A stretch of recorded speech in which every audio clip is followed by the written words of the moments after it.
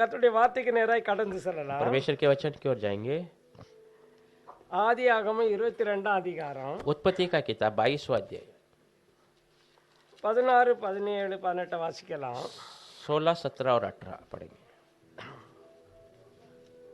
நீ உன் புத்திரன் என்றும் ம் உன் ஏக சுதன் என்றும் பாராமல் ஆ அவனை ஒப்பு கொடுத்து இந்த காரியத்தை செய்தபடியா ஆமீன். நான் உன்னை ஆசீர்வதிக்கவே ஆசீர்வதித்து உன் சந்ததியை வானத்து நட்சத்திரங்களைப் போலவும் ம் கடற்கரை மணலை போலவும் பெருகவே பெருக பண்ணுவேன் ம் என்றும் உன் சந்ததியார் தங்கள் சத்துருக்களின் வாசல்களை சுதந்தரித்துக் கொள்வார்கள் என்றும் நீ என் சொல்லுக்கு கீழ்ப்படிந்தபடியினால் சந்ததிக்குள் பூமியில் உள்ள சகல ஜாதிகளும் ஆசீர்வதிக்கப்படும் என்றும் என் பேரில் ஆணையிட்டேன் என்று கர்த்தர் சொல்கிறார் என்றார். यहोवा की यह वाणी है कि मैं अपनी यह शपथ खाता हूँ कि तूने जो ये काम किया है कि अपने पुत्र वरन अपने एकलौते पुत्र को भी नहीं रख छोड़ा, इसी कारण मैं निश्चय तुझे आशीष दूंगा और निश्चय तेरे वंश को आकाश के तारांगण और समुद्र के तीर के बालू के कणिकों के समान अगणित करूंगा और तेरे वंश अपने शत्रुओं के नगरों का अधिकारी होगा और पृथ्वी की सारी जातियां अपने अपने के तेरे वंश के कारण धन्य मानेगी, क्योंकि तूने मेरी बात मानी।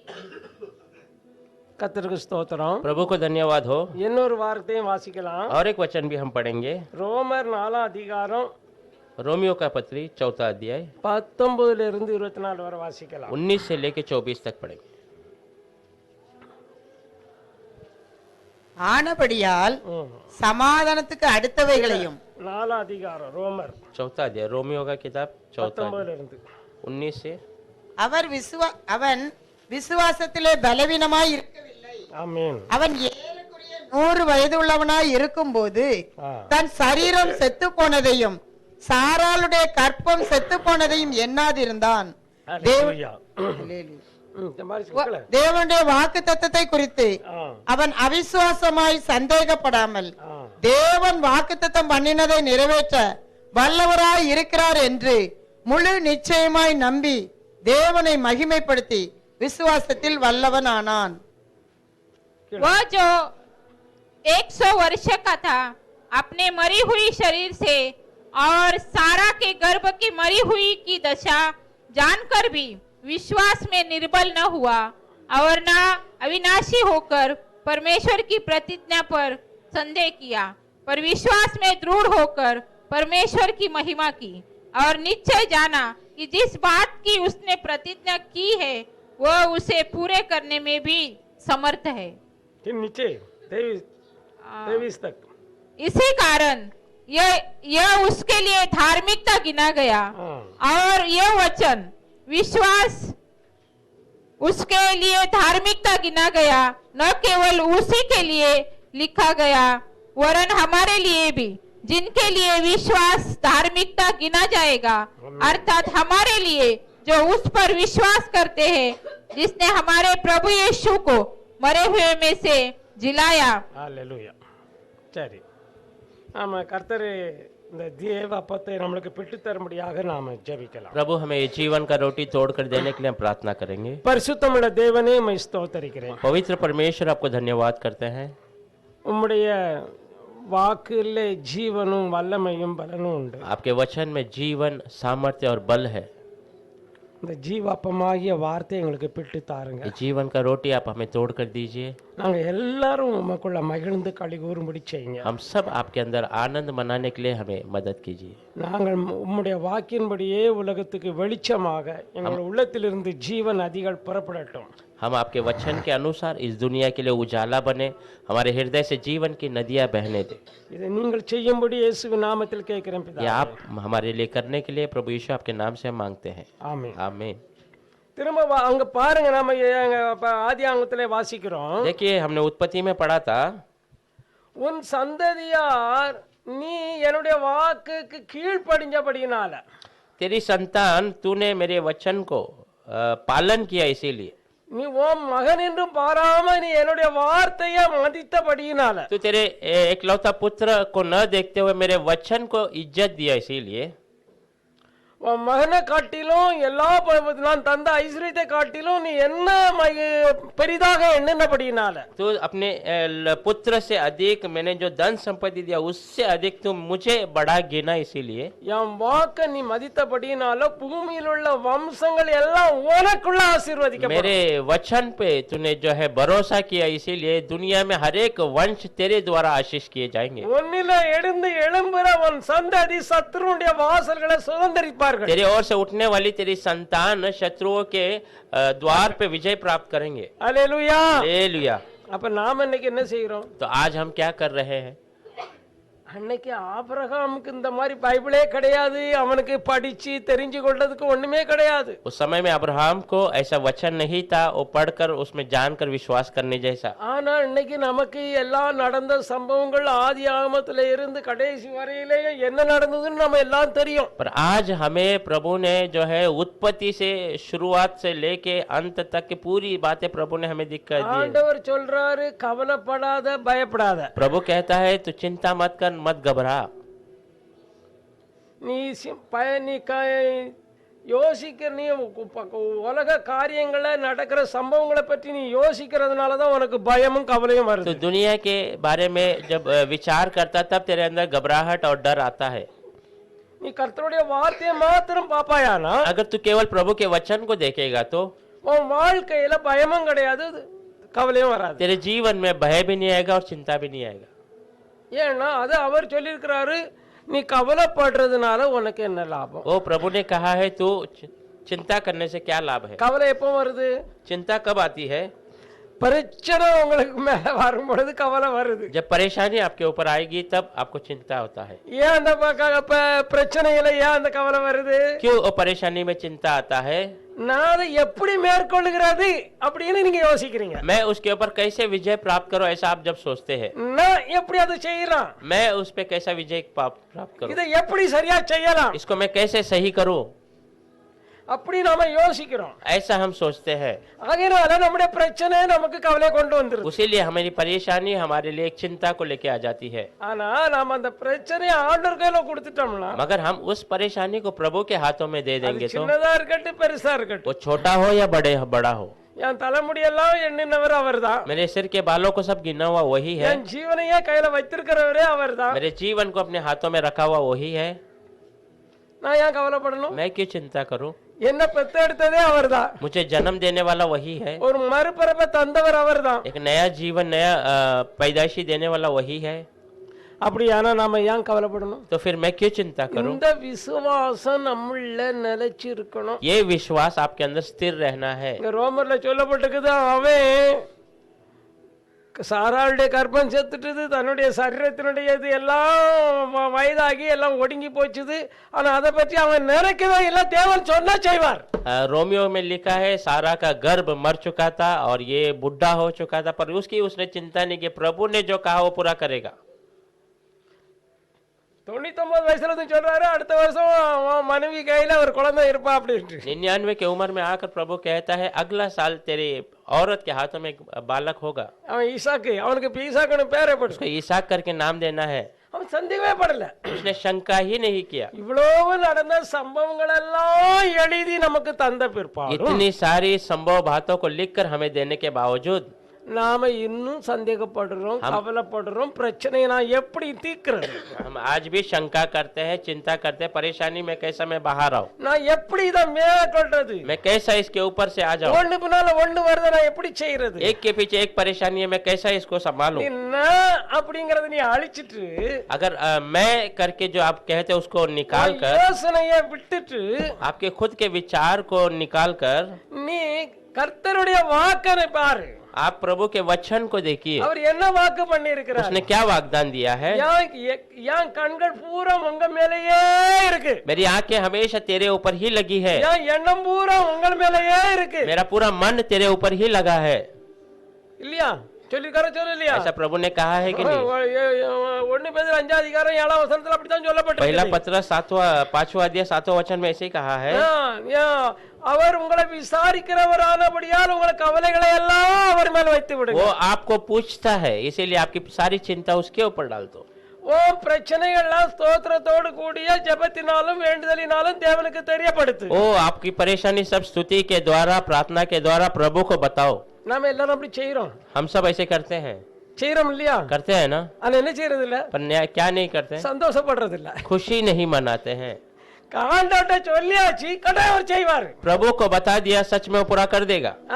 எனக்கு நான் இனி அதை பத்தி யோசிக்க வேண்டிய அவசியமே இல்ல. अब मैं उसकी चिंता करने की आवश्यकता नहीं है। பாருங்க, உங்களுக்கு ஒரு வெக்கம் வந்துனா, देखिए आपको एक शर्मिंदगी हो रही है तो நீங்க உங்கள் கர்த்தரை நம்பின விஷயத்துல உங்களுக்கு வெக்கம் வந்துனா, प्रभु पे आप जो भरोसा कर रहे हैं उसमें आपको शर्मिंदगी हो गई तो முதலாவது அவருக்கு இல்லையா வெக்கம்? पहला शर्मिंदगी प्रभु का होगा, அந்த அவமானம் அவரை தான் சேரும். वो अपमान प्रभु को पहला होगा। நான் உண்மைதான் நம்பினேன், உங்க இருதயம் சொல்லலாம், நான் உண்மைதான் நம்மள இருதயத்தோட நம்பி இருக்கிறேன். आपका हृदय कहेगा प्रभु मैं तो आप पे भरोसा किया था, நான் என்ன நம்பவே இல்லையே, मैं तो अपने पे भरोसा नहीं किया। எனக்கு என்ன தெரியும், உனக்கு தெரியும், உனக்கு தோத்திரம். आपको धन्यवाद हो।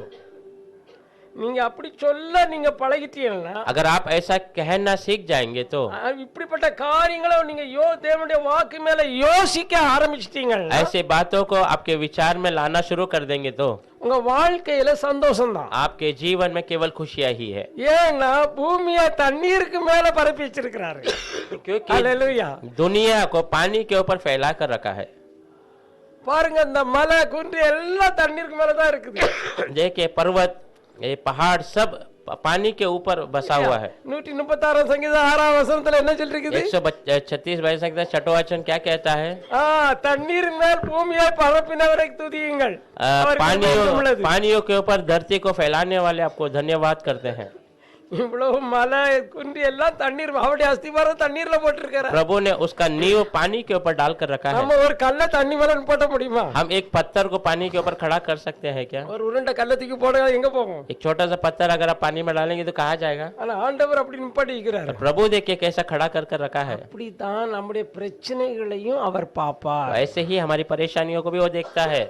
நமக்கு பிரச்சனை வரக்கூடாதுன்னு நினைச்சேன்னா நீங்க கிறிஸ்தவ வாழ்க்கையே வாழ முடியாது. हम परेशानी नहीं आना ऐसा आप सोचेंगे तो आप मसीही जीवन बिता नहीं सकते। மேல்கொண்டு இதை யோசிக்க கூடாது, எனக்கு பிரச்சனை உண்டு, வியாதி உண்டு, தரித்திரம் உண்டு, எல்லாம் வரும் அப்படின்னு நம்ம அதை எதிர்பார்க்கவே கூடாது. और ऐसा भी नहीं सोचना चाहिए मुझे परेशानी आती रहेगी, मैं गरीबी में ही रहूंगा, मैं तकलीफ में रहूंगा, ऐसा उसका इंतजार नहीं करना, ஏன்னா அது உனக்கு சொந்தமே கிடையாது. क्योंकि वो आपका नहीं है। அல்லேலூயா. हालेलुया। ஏன்னா 2 கொரிந்தியர் 8ஆம் அதிகாரம் 9ஆம் வசனத்தை வாசிங்க. पढ़ेंगे दूसरा कोरिन्थियों का किताब 8वां अध्याय 9वां वचन।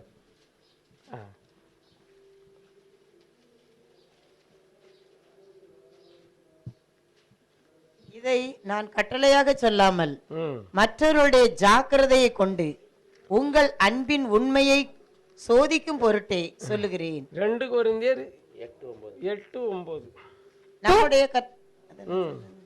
நம்முடைய கர்த்தராகிய இயேசு கிறிஸ்துவின் கிருபையை அறிந்திருக்கிறீர்களே, அவர் ஐஸ்வர்யம் உள்ளவராய் இருந்தும் நீங்கள் அவருடைய தரித்திரத்தினாலே ஐஸ்வர்யவான்கள் ஆகும்படிக்கு உங்கள் நிமித்தம் தரித்திரரானாரே. ஆமென். तुम हमारे प्रभु यीशु मसीह का अनुग्रह जानते हो कि वह धनी होकर भी तुम्हारे लिए कंगाल बन गया, ताकि उसके कंगाल हो जाने से तुम धनी हो जाओ। அப்போ உங்களுடைய உரிமை என்னது, சொத்து என்னது? आपका जो संपत्ति क्या है, हक क्या है? நீ நல்லா இருக்கணும், तो अच्छा रहना है, நீ ஆசீர்வாதமா இருக்கணும், तो आशीषित रहना है। இல்லையா? பழைய ஏற்பாட்டுல என்ன சொல்லுது? 15ஆம் அதிகாரம் உபாகமம் 6ஆம் வசனத்தை வாசிங்க. व्यवस्था में कहा 5वां अध्याय 6वां वचन, व्यवस्था विवरण में क्या कहा है? देखिए 15:6 15 में 6 व्यवस्था। உன்னை அடிமைத்தன தேசத்தில் இருந்து அது இல்லையா? 15:6 15:6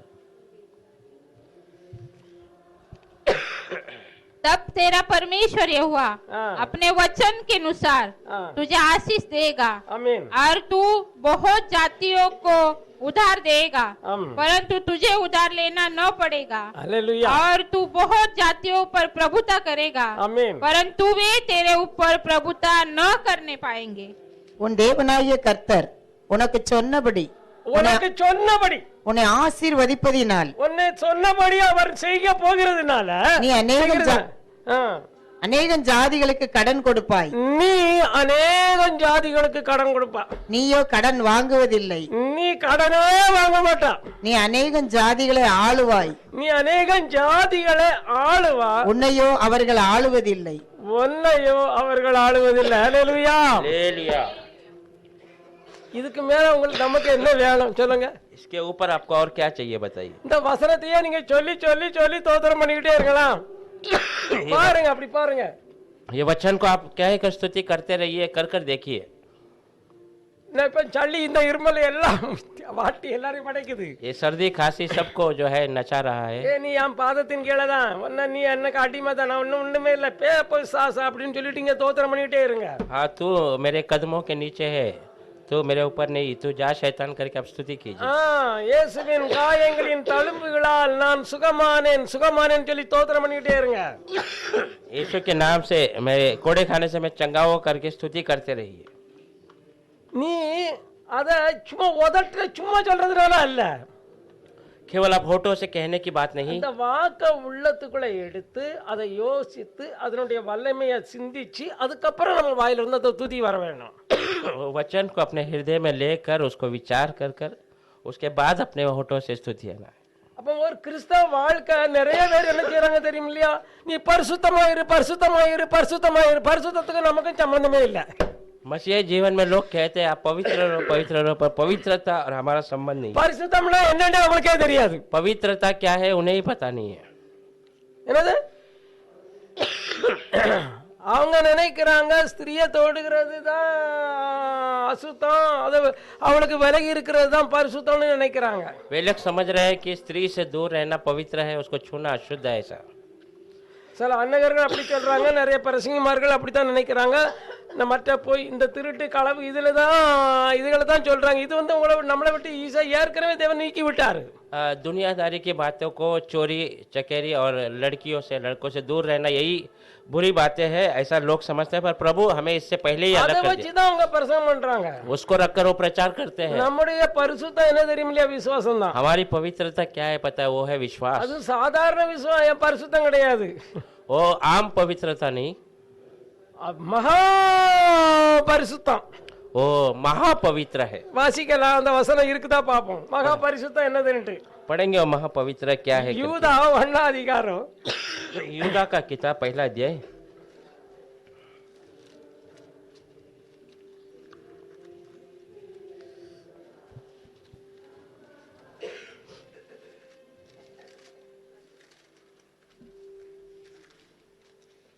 பதினெட்டுன்னு நினைக்கிறேன், வாசிங்க. 18 वचन। கடைசி காலத்திலே தங்கள் துன்மார்க்கமான இச்சைகளின்படி நடக்கிற பரியாசக்காரர் தோன்றுவார்கள் என்று உங்களுக்கு சொன்னார்களே. கடைசி 2 வசனத்துக்கு முன்னால பாருங்க, 20. நீங்களோ பிரியமானவர்களே, நீங்களோ பிரியமானவர்களே, உங்கள் மகா பரிசுத்தமான விசுவாசத்தின் மேல் உங்களுடைய மகா பரிசுத்தமான விசுவாசம் உங்களை உறுதிப்படுத்திக் கொண்டு உங்களை அதுக்குள்ள ஸ்திரப்படுத்திக் கொள்ளுங்க. பரிசுத்த ஆவிக்குள் ஜெபம் பண்ணி பரிசுத்த ஆவிக்குள்ள ஜெபம் பண்ணி காத்திருங்க. தேவனுடைய இரக்கத்தை பெற காத்திருங்க. அப்ப மகா பரிசுத்தம் படியுங்க. 20 वचन। पर हे प्रियो, तुम अपने अति पवित्र विश्वास में उन्नति करते हुए और पवित्र आत्मा में प्रार्थना करते हुए अपने आप को परमेश्वर के प्रेम में बनाए रखो और अनंत जीवन के लिए हमारे प्रभु यीशु मसीह की दया की बाट जोते रहो। அப்போ இங்க மகா பரிசுத்தம் இருக்குது. இதுங்க அங்க இந்த தேவன் பூமியில கூடாரம் பண்ணும் பொழுது ஒரு பரிசுத்த தலம் இருந்தது, கூடாரம் இருந்தது, அதுக்கு பரிசுத்த தலம். அதுக்கப்புறம் என்னது? மகா பரிசுத்த தலம். அங்கதான் யார் வாசம் பண்றா? தேவன் வாசம் பண்ணுவார். जब परमेश्वर इस धरती पर निवास करने आए, तब 2-3 भागों में जमीन को किया था पवित्र स्थान, फिर वो एक तंबू बना था, सबसे महापवित्र स्थान में परमेश्वर निवास करता था அங்க எல்லாரும் போக முடியாது. और वहां पर सब लोग जा नहीं सकते थे। பிரதான ஆசாரியன் மட்டும் வருஷத்துல ஒரு தடம் தன்னுடைய பாவத்துக்காக ரத்தத்தை பலி செலுத்தி ஜனங்களுடைய பாவங்களுக்காகவும் பலி செலுத்தி அந்த ரத்தத்தை எடுத்துக்கிட்டு போய் வருஷத்துல ஒரு முறை அவன் தெளிப்பான். केवल महायाजक ही उस पवित्र महापवित्र स्थान में, वो भी साल में एक बार, अपने पापों के लिए और लोगों के पापों के लिए उस लहू को वहां पर छिड़कता था। அவன் அதுல உண்மையா இல்லைன்னாக்கா அங்கேயே செத்து போவான். अगर वो उसमें सच्चाई से नहीं रहेगा, वहीं पर वो मर जाएगा।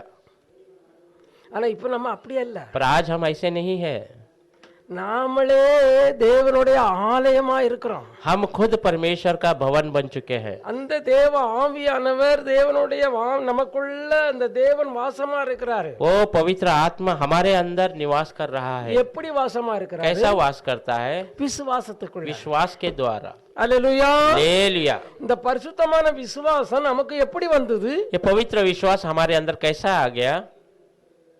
தேவனுடைய வார்த்தையை கேட்டு நம்ம நம்ப வச்சாரு. परमेश्वर के செய்தார், நம்ப வச்சார். परमेश्वर के वचन पे हमें विश्वास कराया और भरोसा दिलाया।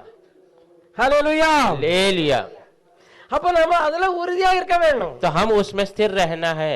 தேவனுடைய வார்த்தை சொல்லுது நம்முடைய பாவங்களுக்காக அவர் ஒப்பு கொடுக்கப்பட்டு நாம் நீதிமான்களாக்கப்படுவதற்காக எழுப்பப்பட்டு இருக்கிறார். प्रभु का वचन कहता है हमारे पापों के लिए वो सौंपा गया, हमें धर्मी बनाने के लिए वो उठा लिया गया था।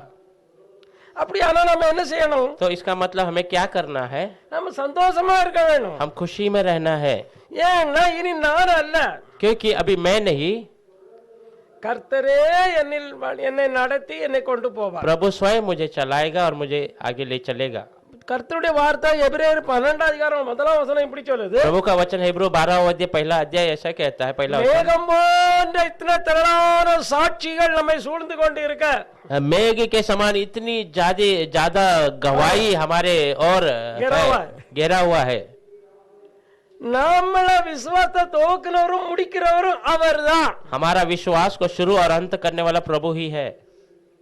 நாம பொறுமையோட சந்தோஷத்தோட ஓட வேணும். हम धीरज से और खुशी से दौड़ना है। இஸ்ரவேல் ஜனங்களை பாருங்க. इजरायलियों को देखिए, அவர் எகிப்தில அடிமையில இருந்து கொண்டு வராரு. उसको मिस्र की गुलामी से बाहर लेके आया, அங்கேயே அவர் அற்புதம் செய்துதான் எல்லாமே கொண்டு வராரு. वहां पर उन अद्भुत कार्य कर उन्हें बाहर लेके आया। அப்போ நிறைய காரியங்கள்ல அவங்களுக்கு டெஸ்ட் வைக்கிறாரு. बहुत सारे बातों में उनको परीक्षा दिया। நான் இவ்வளவு பெரிய காரியங்களை செய்கிற தேவன், நான் தான் எல்லா ஜனங்களையும் ஆளுகிறவர் அப்படிங்கறத அவர்கள் புரிந்து கொள்ளும்படி பெரிய காரியங்களை யாருமே கேள்விப்படாத அதிசயங்களை கர்த்தர் செய்கிறாரு. मैं इतने आश्चर्य काम करने वाला परमेश्वर मैं ही हूँ, और ऐसे आश्चर्य काम किया किसी ने आज तक सुना नहीं। சமுத்திரத்துக்குள்ள வழியை உண்டாக்கி கொண்டு வராரு. समुद्र में रास्ता बनाकर लेके आता है। அப்ப இவ்வளவு பெரிய காரியங்களை நடத்தி கொண்டு வர்ற தேவன் மேக ஸ்தம்பத்தினாலே அக்கினி ஸ்தம்பத்தினாலே அவரோட கூட இருக்கிறாரு. इतने बड़े आश्चर्य काम करने वाला परमेश्वर मेघ और आग के रूप में उनके साथ है। ஆனாலும் ஜனங்கள் உணர்வே இல்லை. फिर भी लोगों के अंदर एहसास नहीं। சத்துருவை கண்ட உடனே பயம், शत्रु को देखते ही डर हो गया, பிரச்சனையை பார்த்த உடனே பயம், முறுமுறுப்பு. परेशानियों को देखकर उनके अंदर एक कुरकुराहट हो गया। நான் இந்த கிறிஸ்தவத்துக்குள்ள வராம இருந்தா கூட நல்லா இருக்கும். अगर मैं मसीहा के अंदर नहीं आता तो अच्छा होता था। நான் ஞானஸ்தானம் எடுக்காம இருந்தா கூட நல்லா இருக்கும். எத்தனை பேர் அப்படி சொல்றாங்க தெரியுமா? आज कितने लोग कहते हैं मैं बपतिस्मा नहीं लेता तो अच्छा होता था। அதுக்கு முன்னால நான் சந்தோஷமா இருந்தேன். இஸ்ரவேல் ஜனங்களே மனாந்திரத்துல சொன்னது மாதிரி இன்னைக்கு நிறைய ஜனங்கள் அப்படி சொல்றாங்க. कि पहले मैं कितना खुशी में था, आज वो इजरायली लोग कैसा कहते हैं वैसा लोग आज कहते हैं। பொய், झूठा है, பொய் சொல்றதா அவங்களுடைய வேலை. झूठ कहना उनका काम है। அவங்க எத்தனை சந்தோஷமாவா இருந்தாங்க? क्या वो मिस्र में खुशी में थे? அழுது கொண்டு இருந்தாங்க. वो रो रहे थे, ஆண்டவரை நோக்கி சத்தம் போட்டாங்க. प्रभु की ओर चिल्ला रहे थे। ஆண்டவரே வாக்கு பண்ணினீரே எங்களை விடுவியன்னு சொல்லி அழுதாங்க. प्रभु आपने वाग्दान किया था हमें छुड़ाइए ஐயோ இந்த அடிமையில இருந்து எங்களை எப்படி யார் விடுவிப்பா அப்படின்னு சொல்லி சத்தம் போட்டு அழுதாங்க. एक गुलामी से हमें कौन छुड़ाएगा करके रोते थे। அதான் கர்த்தர் மோசேயை பார்த்து சொன்னாரு, इसलिए प्रभु ने मूसा को देखकर कहा, நான் இஸ்ரவேலுடைய ஜனங்களை நான் மீட்க வந்திருக்கிறேன். मैं इजरायली लोगों को छुड़ाने आया हूँ। நீ தான் கொண்டு நடத்தணும். तुझे ही आगे चलाना है। அல்லேலூயா. ले लिया। நீங்க தான் உலகத்துக்கு வெளிச்சம். हाँ, तुम ही इस दुनिया का उजाला है। பாஸ்டர் வெளிச்சம், அவங்க வெளிச்சம், இவங்க வெளிச்சம் எல்லாம் நான் வெளிச்சம் அப்படின்னு நினைக்கிறேன். पासवान उजाला है, वो उजाला, ये उजाला, ऐसा नहीं, पर मैं उजाला हूँ ऐसा என்ன सोचना சுற்றி है। இருக்கிற ஜனங்களுக்கு நான் தான் வெளிச்சம். मेरे आगे पीछे रहने वाले लोगों का मैं ही उजाला हूँ। நாம சந்தோஷமாய் இருக்கிறதையும் களிப்பாய் இருக்கிறதையும் பிரச்சனைகளை எல்லாம் சந்தோஷமாய் மேற்கொள்றதையும் காணணும் உலக ஜனங்கள். हम खुशी में रहना, आनंद में रहने वाला, ये सारी परेशानियों पर विजय प्राप्त करना, ये सब दुनिया के लोग देखना है। அல்லேலூயா. ले लिया। பாருங்க கிறிஸ்தவ வாழ்க்கை கொஞ்சம் யோசித்து பாருங்க, கஷ்டமான வாழ்க்கையா? देखिए आप मसीही जीवन आप सोच के देखिए, वो कष्ट का जीवन है क्या?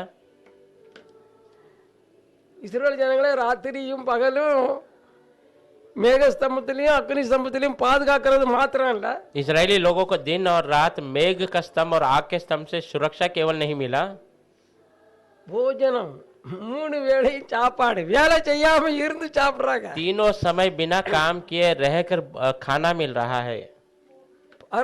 அவங்களுடைய வஸ்திரம் அழுக்கே பிடிக்கல. उनका वस्त्र, வனாந்தரத்துல நடக்கிறாங்க, அழுக்கே பிடிக்கல. जंगल में चल रहे हैं पर उनका वस्त्र में गंदगी लगाई ही नहीं। அவங்கள்ட்ட உடம்பு வளருது, उनका शरीर बढ़ रहा है ஆனா சப்பல் வளருது और चप्पल भी बढ़ रहा है। அல்லேலூயா.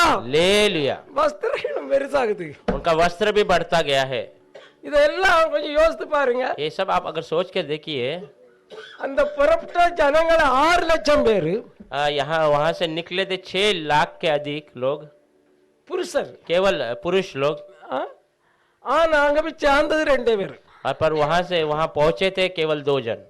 அந்த புறப்பட்டதுல वहाँ जो शुरू में जो ஆனா அவங்க निकले थे, பிள்ளைகள் எல்லாம் வாலிபர்கள் ஆயிட்டாங்க. அங்க கொண்டு போய் பிரதேசனம் பண்ணி பிற அவங்கள அந்த இடத்துக்குள்ள கொண்டு போறாங்க. उनके छोटे बच्चे सब जवान हो गए, फिर उनकी खतना हुई, फिर वो वहां पर पहुंच जाते हैं। 40 வருஷமும் குழந்தைகளையும் பிள்ளைகளையும் பெற்று வளர்த்தாங்க. எல்லாம் பெருசாயிட்டு இருந்தது. எல்லாம் ஆட்டோமேட்டிக் நடக்குது. 40 साल तक जंगलों में बच्चे उनके हुए, बड़े हुए, செருப்பு தேவையில்ல. चप्पल घसा नहीं है। இதெல்லாம் யோசித்து பாருங்க. ये सब सोच कर देखिए, அந்த தேவன் தான் சொல்றாரு, நீ கவலைப்பட்டு உனக்கு என்ன லாபம்? वही परमेश्वर कहता है, तू चिंता करके क्या लाभ है? எத்தனை வியாதி வரட்டு, பிசாசு வேலையே உன் நம்பிக்கைய கெடுக்கிற வேலை. शैतान का काम ही है कि आपका भरोसा को वो खराब करना है। அப்போ உனக்குள்ள ஒரு பிரச்சனை கொண்டு போட்ட உடனே நீ முன்னால ரட்சிக்கப்பட முன்னால இருந்த மாதிரி தான் இப்ப இருக்கிறியா?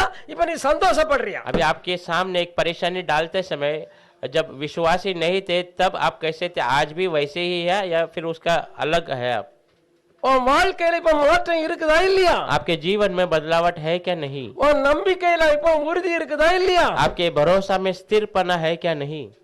இதுதான் பாக்குறாரு. यही प्रभु देखता है। அதனாலதான் யாக்கோபு 1:2 சொல்லப்பட்டிருக்கு. इसलिए याकूब 1:2 में कहा गया है, என் சகோதரரே, हे मेरे भाइयों, நீங்க பலவிதமான சோதனையில் அகப்படும் பொழுது आप लोग नाना प्रकार की परेशानी में फंसे हुए तभी அது நல்ல உங்களுக்கு பொறுமையை உண்டாக்குறதுக்காக அது வந்திருக்குதுன்னு அறிஞ்சு நீங்க சந்தோஷப்படுங்க. वो आपको धीरज उत्पन्न करने मतलब आया है वासिंगे? करके आप उसमें आनंद मनाए। என் சகோதரரே, பலவிதமான சோதனைகளில் அகப்படும் போது நீங்க பலவிதமான சோதனைகளில் அகப்படும் பொழுது உங்கள் விசுவாசத்தின் பரீட்சையானது. இது என்னதுக்கு பரீட்சை? विश्वास का परीक्षा। அப்போ ஒரு பிள்ளை ஸ்கூல்ல பரீட்சை வந்தா அதுக்கப்புறம் அதுக்கு ஒரு பெரிய சந்தோஷம் காத்து இருக்கா இல்லையா? एक बच्चे को स्कूल में परीक्षा आता है तो उसके पीछे बाद एक बड़ा खुशी इंतजार करता है कि नहीं? நான் 100க்கு 90 வாங்கிட்டேன், 100க்கு 100 வாங்கிட்டேன் அப்படின்னா அந்த பிள்ளைகள் எப்படி இருக்கும் பாருங்க. मैं 100 का 90 ले लिया, 100 का 100 ले लिया, तो बच्चे कैसा रहेंगे? அப்போ நல்லா படிக்கிற பிள்ளைகளுக்கு பரீட்சை வந்து சந்தோஷம். अच्छा पढ़ने वाले बच्चों को परीक्षा एक बड़ा सा खुशी का समय है। வாசிங்க அந்த வசனத்தை திரும்ப. விசுவாசத்தின் பரீட்சையானது பொறுமையை உண்டாக்கும் என்று அறிந்து அந்த விசுவாசத்தின் பரீட்சை வருகிறது உனக்கு பொறுமையை தரும்படியாக வரணுண்டா இருக்குது. அதை மிகுந்த சந்தோஷமாக எண்ணுங்கள். அத மிகுந்த சந்தோஷமா எண்ணுங்க. ले लिया। पढ़िए 1-2 याकूब का। हे मेरे भाइयों, ये मेरे भाइयों, जब तुम नाना प्रकार की परीक्षाओं में जब पढ़ो, तू नाना प्रकार का परीक्षा में पढ़े तो इसको पूरी आनंद की बात समझो, ये बड़े आनंद की बात समझो। यह जानकर कि ये जान लो तुम्हारे विश्वास के परखे जाने से तुम्हारे विश्वास की परीक्षा हो रहा है। धीरज उत्पन्न होता है। हाँ, அந்த परीक्षाओं में तुमको अंदर वो खत्म होने के बाद तुमको धीरज उत्पन्न कराने के लिए, तुम्हारा अंदर धीरज को बढ़ाने के लिए, ஹல்லேலூயா, ले लिया। நமக்குள்ள பொறுமையை உண்டாக்க இந்த மனச அங்க இங்கேயும் ஓட விடாம நானா பக்கமும் ஓடுது, அப்படி பண்ணிடலாமா இப்படி பண்ணிடலாமா இதை இப்படி செய்திடலாமா அப்படி செய்திடலாமாட்டு உன் மனசு அங்க இங்கேயும் ஓடுறத அங்கே அமுத்து। हमारा मन जब परेशानी में इधर उधर दौड़ता है, वहां जाओ कि यहाँ कर दो ऐसा, तो उसको அவரை धीरज பார்க்கலாமா दिलाओ। இவரை பார்க்கலாமா அவங்க செய்ய நடக்காது, எதையும் நடக்காது, கர்த்தாவை தோத்திரம் பண்ணிட்டு உட்கார்ந்து பாரு। उसको देखो क्या इसको देखो, उसको देखेगा तो हो जाएगा, ऐसा कुछ नहीं होगा। आप प्रभु को धन्यवाद देकर धीरज रखिए, உட்காரு, आप बैठिए, தோத்திரம் பண்ணிட்டே இரு। प्रभु को धन्यवाद करते रहिए। இதுதான் சொல்லப்பட்டிருக்கு ரோமர் 1:21, அவர்கள் தேவனை அறிஞ்சிருக்கிறாங்க, ரட்சிக்கப்பட்டிருக்காங்க, அபிஷேகமும் பெற்றிருக்காங்க। वही रोम पहला में बताया, वो प्रभु को जाने हैं, उद्धार पाए, अभिषेक भी पाया है, ஆனாலும் தோத்திரம் பண்ணல। फिर भी स्तुति नहीं कर रहे हैं। யோசனை யோசனை யோசனையினால வீணரானார்கள்। खुद की बुरे विचार के वजह से वो जो है व्यर्थ हो गए। மனதை அங்க எங்க ஓட விட்டு அங்க போகலாமா இங்க போகலாமா, இதை எப்படி தீக்கலாம் இதை எப்படி தீக்கலாம், ஐயோ நாளைக்கு இப்படி வந்துட்டாங்களே என்ன செய்யறது। मन को इधर उधर भटका के ऐसा रखो वैसा रखो, कल को वो आ गया तो मैं क्या करूं, அவங்களுக்கு நான் என்ன ஜவாப் கொடுக்கிறது। उनको मैं क्या जवाब நான் दूं। உங்களுக்கு வாக்கு கொடுத்துட்டேனே। मैंने अपने मुंह से उनको बता दिया है। நீ கொடுத்துட்டியன்னா நீ ஆண்டவர்கிட்ட சொல்லிட்டு தோத்திரம் பண்ணு। तो दे दिया तो प्रभु को देकर धन्यवाद कर। நீ வாக்கு கொடுத்துட்டியன்னா கர்த்தர் பாத்துக்கிட்டாரு நீ சொல்லி நான் உம்மை நம்பி தான் கொடுத்தேன்னு நீ கொடுக்கணும்। तो वाग्दान दिया तो प्रभु आपके भरोसे में मैंने दिया करके कहना है। இங்க என்ன சொல்லப்பட்டிருக்கு, यहाँ पर क्या कहा गया है, நீ अनेक ஜாதிகளுக்கு கடன் கொடுப்பா கடன் வாங்க மாட்டா। तू बहुत सात जातियों को उधार देगा पर तू लेगा नहीं। நான் உன்னை ஆசீர்வதிக்கிறதுனால मैं तुझे आशीष करने के वजह से நீ ஆசீர்வாதமா இருப்பா। तू आशीषित रहेगा। அப்ப வியாதி நம்முடைய உரிமை கிடையாது, तो बीमारी हमारा जो हकदार नहीं है, தரித்திரம் நம்முடைய உரிமை கிடையாது। दरिद्रता हमारा हक नहीं है। அப்ப எந்த பிரச்சனைகளும் நமக்கு அது சொந்தம் கிடையாது, சொத்தும் கிடையாது। कोई भी परेशानी हमारा रिश्तेदार या कोई हमारा ये संपत्ति नहीं है। பரீட்சை வருஷம் பூரா கிடையாது, परीक्षा पूरा साल भर नहीं रहता। லாஸ்ட்ல தான் அந்த பரீட்சையில தான், அதுக்கு முன்னால கூட பல பரீட்சைகள் சின்னது வைக்கிறாங்க उसके बीच बीच में एक दो छोटा परीक्षा रखते हैं। ஆனா அந்த லாஸ்ட் தான் ஒரே ஒரு பரீட்சை தான் அது ஒன்னு சந்தோஷத்துக்குள்ள கொண்டு वो போகும்। आखिरी एक बड़ा परीक्षा तुम्हें खुशी की ओर लेके जाता है। அப்ப இதே மாதிரி தான் அந்த கர்த்தருடைய அந்த விசுவாச வாழ்க்கை। ऐसे ही परमेश्वर का विश्वास का जीवन भी है। ஏன் நீ ஒன்ன நம்புறா, क्यों तू अपने आप पे भरोसा करता है, ஏன் உன் புத்தியை சார்ந்து கொள்ளுகிறா, क्यों तेरे बुद्धि पे निर्भर रहता है। உன் புத்தியை இந்த வார்த்தையின் மேல வை। तेरी बुद्धि को इस वचन के ऊपर रख। அந்த வார்த்தை தான் உன்னை ரட்சித்தது, அந்த வார்த்தை தான் உன்னை பாதுகாக்குது। वो वचन ही आपका सुरक्षा किया, वो वचन ही आपको संभालता है, चलाता है। ஆனா திரும்ப போகலான்னு நினைச்சா நீ போக और முடியாது। फिर से तू लौटना चाहेगा तो नहीं जा सकता। கொன்னுருவாரு, அதை விட மாட்டாரு। तुझे मार देगा पर तुझे पीछे नहीं हटने देगा। அல்லேலூயா, ले लिया। அதுதான் இஸ்ரேல் ஜனங்களுக்கு நடந்தது। वही इजरायलियों के हुआ। தம்முடைய நாமத்தை கர்த்தர் வீணிலே வழங்க விட மாட்டார்। अपने नाम को परमेश्वर व्यर्थ में बातें करने नहीं देता। அப்ப இவ்வளவு பெரிய பாதுகாப்புக்குள்ள நாம இருக்கிறோம்। कितना बड़ा सुरक्षा में देखे हम है। பாருங்க ரோமர் 8:28 வாசித்து பாருங்க। रोम 8वां अध्याय 28वां वचन पढ़कर देखिए।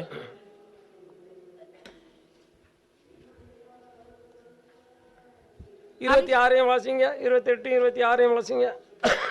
हम जा- அந்தபடி ஆவியானவரும் நமது பலவீனங்களில் நமக்கு உதவி செய்கிறார்। நம்முடைய பலவீனங்களை நமக்கு உதவி செய்ய அவர் காத்துக்கிட்டு இருக்கிறார்। நாம் ஏற்றபடி வேண்டிக் கொள்ள வேண்டியது என்னவென்று அறியாமல் இருக்கிறபடியால் ஏன்னா நமக்கு பிரச்சனை எப்படி மேற்கொள்ளணும்னு நமக்கு தெரியாம இருக்கிறதுனால ஆவியானவர் தாமே வாக்கு ஆவியானவர் தாமே வாக்கு கடங்காத கடங்காத பெருமிச்சோடு நமக்காக வேண்டுதல் செய்கிறார்। நமக்காக அவர் வேண்டுதல் செய்கிறார்। அவருடைய தீர்மானத்தின்படி அன்றியும் கர்த்தருடைய தீர்மானத்தின்படி அழைக்கப்பட்டவர்களாய் அழைக்கப்பட்டவர்களாய் தேவனிடத்தில் அன்பு கூறுகிறவர்கள் தேவனுடைய வார்த்தையை நேசிக்கிறவர்களுக்கு சகலமும் நன்மைக்கு எதுவாக நடக்கிறது। நடக்கிறதெல்லாம் நன்மைக்கே நடக்குது।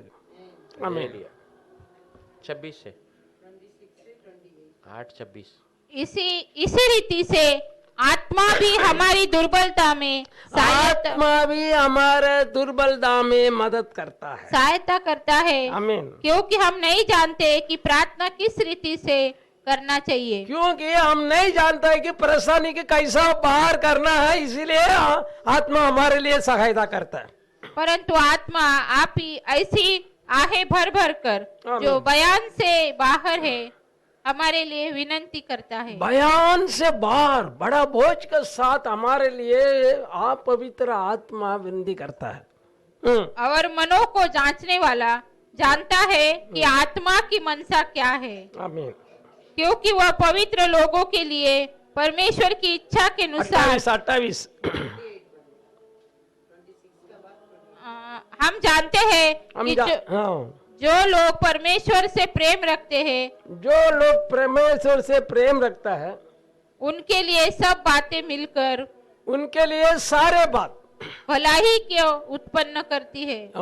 भलाई करने के लिए ये सारे बात होती है, अर्थात उन्हीं के लिए जो उसके इच्छा के अनुसार बुलाए हुए हैं।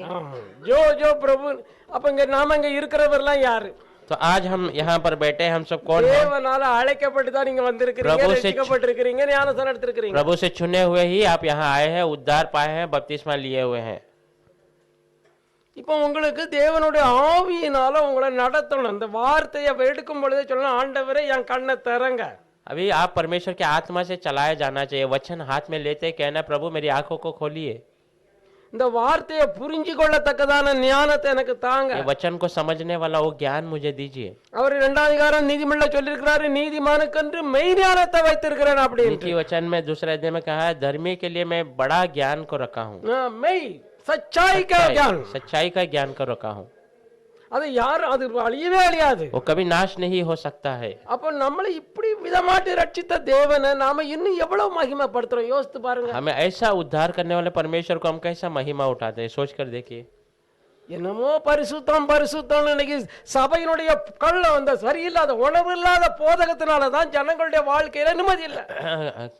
कलीसिया में सही जो है शिक्षा नहीं है, उसी लिए कलीसिया में वो जो है போதகர்களுக்கே அவங்களுக்கு புரிந்து கொள்ளாததுனால, அவங்களுக்கே புரிய விடாதபடி பிசாசு அடைச்சு வச்சிருக்கிறதுனால, शैतान जो सेवक सही से नहीं समझ पाते, शैतान उनको नहीं समझने देता। इसके लिए நீ இப்படி இரு நீ இப்படி இரு அப்படிங்கறாங்க। அது பழைய ஏற்பாட்டோட முடிஞ்சு போச்சு। तू ऐसा रे, तू ऐसा रे, ऐसा कहता वो जो நீ नहीं करे। இப்படி செய்தா நான் உன்னை இப்படி செய்வேன்னாரா ஆண்டவர்। तू ऐसा करेगा तो मैं तेरे लिए ऐसा करूंगा, ऐसा प्रभु இங்க ने அப்படி कहा। சொல்லல। पर यहाँ पर ऐसा नहीं। புது உடன்படிக்கைகளை வந்தா நம்மளை பார்த்து கர்த்தர் அப்படி சொல்லல। नए वाग्दान में आने के बाद प्रभु ऐसा नहीं कहता है, நீ என்னுடைய வாக்கை பற்றி கொண்டு அமர்ந்திரு, तू मेरे वचन को पकड़ कर तू शांतता से रहे, நான் உன்னை ஆசீர்வதிப்பேன்। मैं तुम्हें आशीष करूंगा।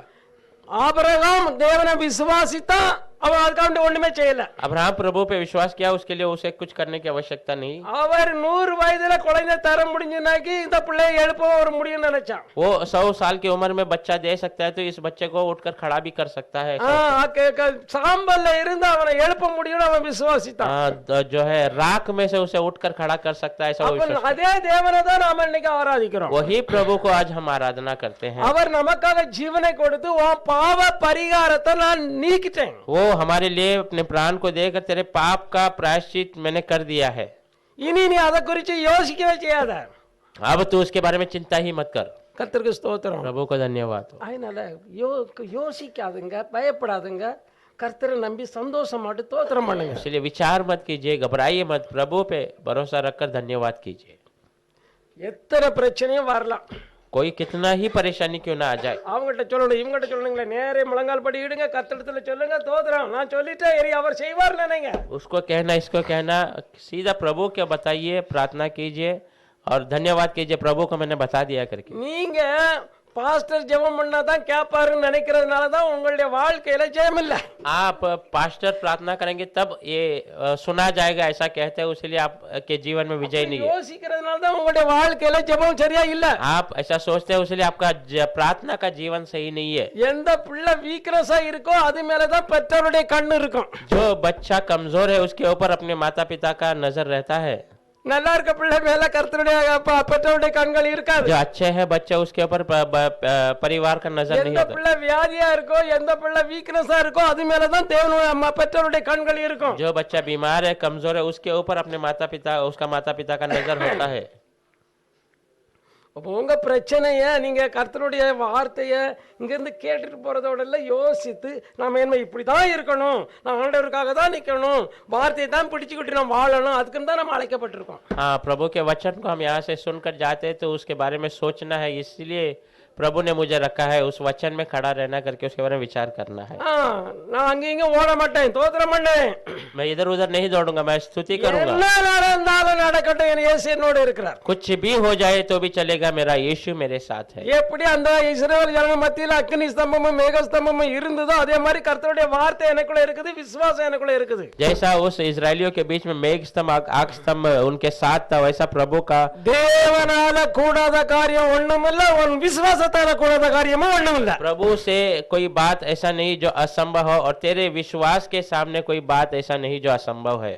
ஹல்லேலூயா. हालेलुया। நம்முடைய கண்களை மூடுவோம், अपनी आंखों को बंद करेंगे, நம்மளை தாழ்த்துவோம், अपने आप को नम्र करेंगे, கர்த்தரை நோக்கி பார்ப்போம். प्रभु की ओर देखेंगे।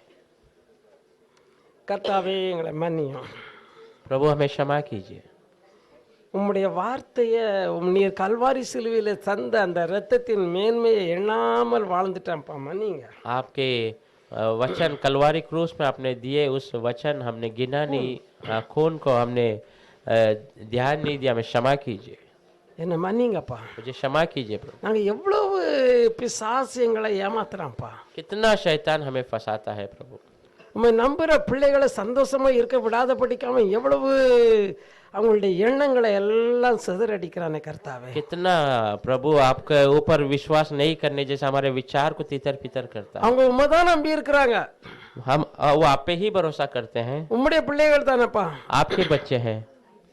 அதனால என் ஆண்டவரே அந்த இஸ்ரவேல் ஜனங்களை மாதிரி இன்னைக்கும் கர்த்தருடைய பிள்ளைகளை நம்ப விடாதபடி அவருடைய மனதை அலக்களிக்கிறதான இந்த பிசாசின் கிரியைகள் இயேசுவின் நாமத்தில் அழியட்டும். फिर भी प्रभु वो इजरायली लोगों के समान आपके बच्चे आपके विश्वास नहीं करने जैसा शैतान उनको भरमाता है, उसको यीशु के नाम से हम நீ डांटते हैं। அவரோட இருக்கிறீர், அவர்களுக்காக விண்ணப்பம் பண்ணுகிறீர், அவர்களுக்கு உதவி செய்ய நீர் காத்து கொண்டு இருக்கிறீருங்கிறத உணர்வு இல்லாதபடி செய்கிற சகல பிசாசின் கிரியைகளை இயேசுவின் நாமத்தில் அழிவதாக. आप उनके लिए है, उनका विनतियों को सुनते हैं, उनको आशीष करने के लिए है करके ये विचार उनको समझने नहीं देने वाला शैतान के हर एक क्रिया को यीशु के नाम से हम डांटते हैं। உம்முடைய பிள்ளைகள் மற்றவர்களுக்கு ஒரு ஆசீர்வாதத்தின் பாத்திரமாக நீர் மாற்றுவீராக. आपके बच्चे औरों के लिए एक आशीष का बर्तन बनने के लिए आप बदलने நீ अनेक ஜாதிகளுக்கு கடன் கொடுப்ப, நீ கடன் வாங்க மாட்டாய். तू बहुत जातियों को उधार देगा पर तू उधार नहीं लेगा।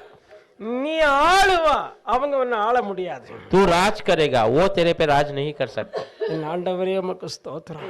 प्रभु आपको धन्यवाद करते हैं, எவ்வளவு பெரிய வாக்குகளை எல்லாம் எங்களுக்கு தந்திருக்கிறீர். इतना बड़ा वाग्दान आपने हमें दिया है। இந்த வாக்கை நாங்க இருக பற்றி கொள்ள எங்களுக்கு உதவி செய்யுங்க. इस वचन को हम स्थिर पकड़ने के लिए मदद कीजिए। உம்முடைய வார்த்தை கேட்ட ஒவ்வொரு பிள்ளைகளையும் உங்க ஆவியினால நிரப்புங்கப்பா. आपका वचन सुने हुए हर एक बच्चों को अपनी आत्मा से भर दीजिए। ஒரு நன்மையும் குறைபடாம எல்லாவற்றையும் சம்பூரணமாய் கொடுக்கும்படி நீர் இது உண்மையே சிலுவையில ஒப்பு கொடுத்தீர். एक भी घटी नहीं होने जैसा पद सबको परिपूर्णता से देने के लिए आपने अपने आप को सौंप दिया। கர்த்தாவே இந்த பூமியில நடக்கிற ஒரு சம்பவம் அறியாம நடக்கிறதே இல்ல. प्रभु इस दुनिया में होने वाली एक भी घटना आपको नहीं पता, ऐसा नहीं। என்னால எல்லாரும் ஆளுகிறார்கள் என்று சொன்னீர். मेरे द्वारा सब राज करते हैं ऐसा आपने कहा। என் ஆண்டவரே நீர் அல்லவா தேவாதி தேவன், प्रभु आप ही परमेश्वरों का परमेश्वर है। நீர் அல்லவா எங்களுடைய கண்மலை, எங்களுடைய அடைக்கலம், आप ही हमारा चट्टान, हमारा सुरक्षा स्थान। நீரே எங்களுடைய பலனும் எங்களுடைய பரிசுத்தமா இருக்கிறீர். आप हमारा बल और हमारा पवित्र स्थान है प्रभु। நீரே எங்களுடைய ஞானமும் எங்களுடைய நம்பிக்கையுமா இருக்கிறீர். आप ही हमारा ज्ञान, हमारा भरोसा है प्रभु। எங்களுடைய எல்லாருக்கும் எப்பொழுது ஒரு உணர்வோடு நாங்கள் உட்காரும் போதும் படுக்கிற போதும் சமையல் பண்ற போதும் கர்த்தாவே போகையிலும் வருகையிலும் உம்முடைய கல்வாரி அன்பை எண்ணிக்கொண்டே நடக்க உதவி செய்வீராக. प्रभु हम हमारे परमेश्वर में ऐसा एहसास दे, हम चलते समय उठते समय काम करते समय आपके कलवारी क्रूस के प्रेम को याद करने के लिए मदद कीजिए। இயேசு உம்முடைய நாமத்துல ஒவ்வொரு பிள்ளைகளையும் நீர் ஆசீர்வதிக்கும்படி ஜெபிக்கிறேன் பிதாவே. यीशु आपके नाम से हर एक बच्चे को आप आशीष करने के लिए हम प्रार्थना उठाते हैं। ஆமென். आमीन।